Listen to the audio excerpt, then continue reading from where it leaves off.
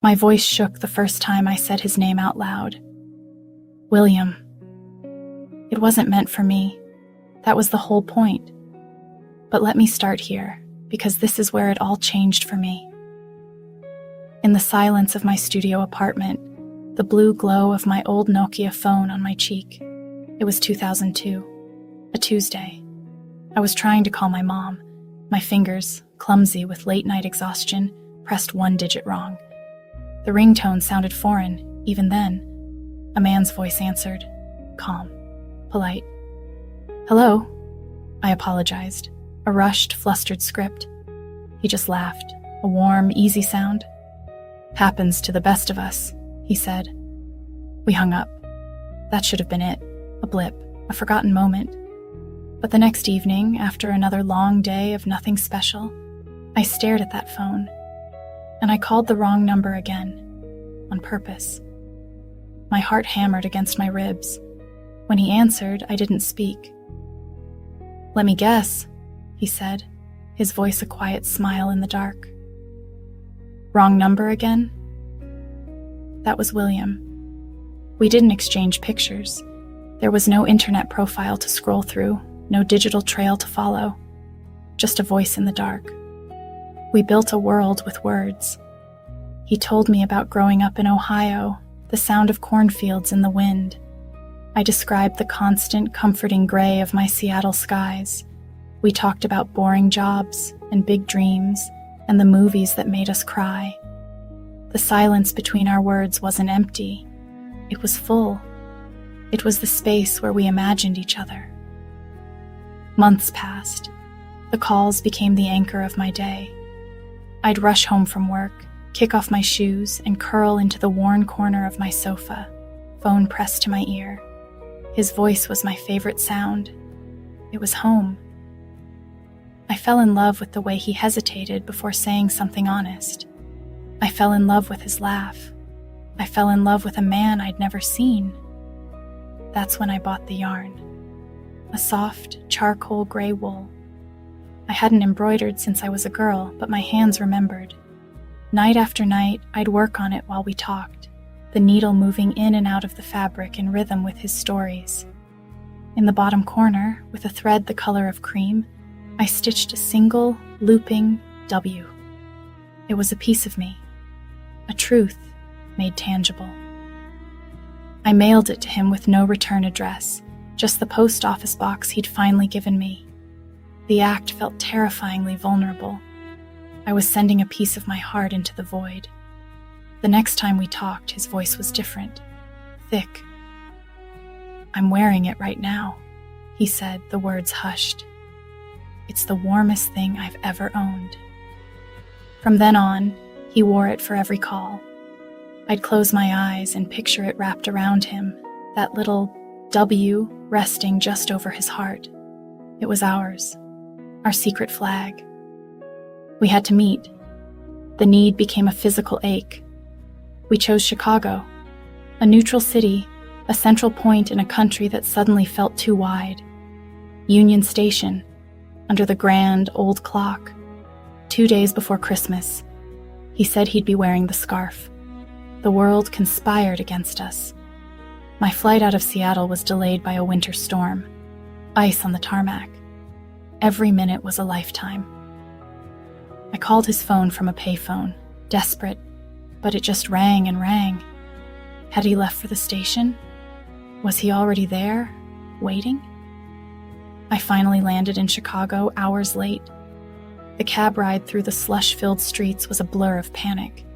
I ran into the station, my breath coming in sharp, visible puffs. The clock read 7:43 p.m. We were supposed to meet at 5. The cavernous hall was a sea of winter coats and holiday travel chaos, a blur of strangers, all reunions and goodbyes. My eyes scanned the crowd, searching for gray wool, for a glimpse of cream-colored thread. Nothing. He wasn't here.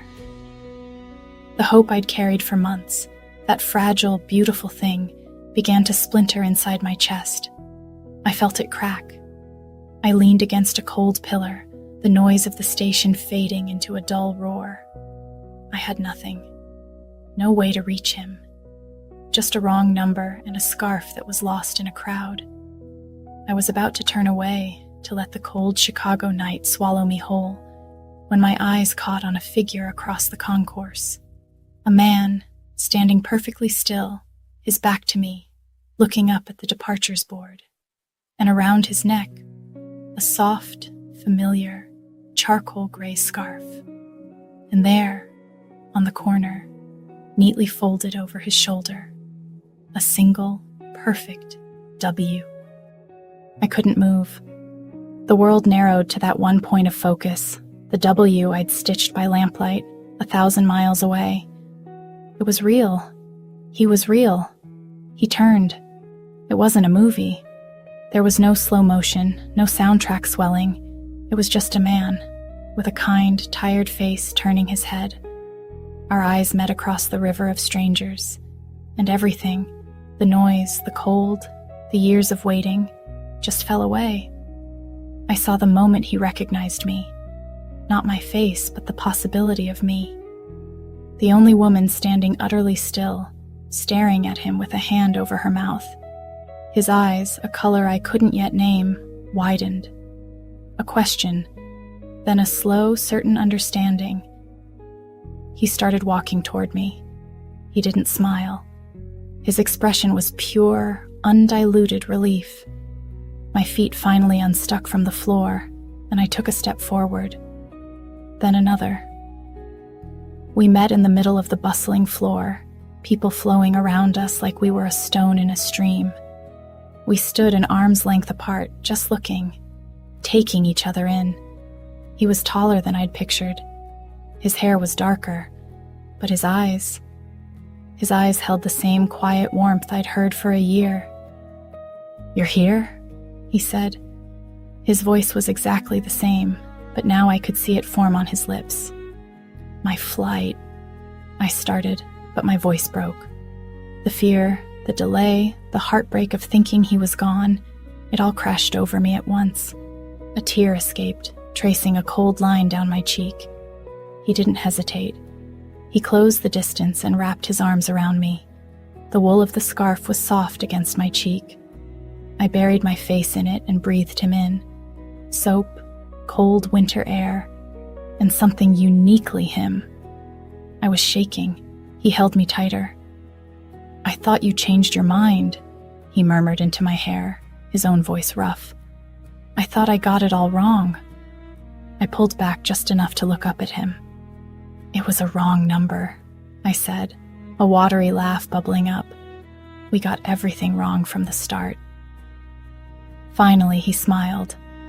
It reached his eyes, crinkling the corners, and it was the most beautiful thing I'd ever seen. We left the station, his gloved hand finding mine. No questions about what came next. It was just an accepted fact. We were together now. We walked through the chilly Chicago evening, our breaths mingling in the air. We talked, but the words were secondary. The pressure of his hand around mine said everything. We found a quiet diner, the kind with chipped mugs and soft lighting. We sat in a booth, knees touching under the table. We learned each other's faces the way we'd learned each other's voices. Slowly, with wonder. The way he tipped his head when he listened. The faint scar above his eyebrow. The real live person behind the comfort in the dark. "The scarf never left my neck," he said, fingering the edge of it. "It was the only thing that made you feel real on the hard days." I reached out and touched the W. My fingertip traced my own stitches. "I made it so you'd have a piece of me with you, before I even knew if I'd ever get to give you the rest." He took my hand, his thumb stroking my palm. A silent promise. That was 20 years ago. We're sitting on our porch as I tell you this. The same scarf is folded over the back of the rocking chair next to me, a little frayed at the edges, but intact. Our kids think it's a silly relic. They live in a world of pixels and instant connection. They can't understand how we built a love story on 10 digits and a voice. But sometimes, on chilly evenings, William will still put it on. He'll catch my eye and smile that same smile from the train station. And I remember the most profound truth I've ever learned. We didn't fall in love in spite of the distance or the not knowing. We fell in love because of it. We had nothing but words and honesty and the courage to send a piece of your heart into the unknown. So if you ever dial a wrong number, don't hang up too fast. You never know. It might be the right love waiting on the other end of the line. Just listen.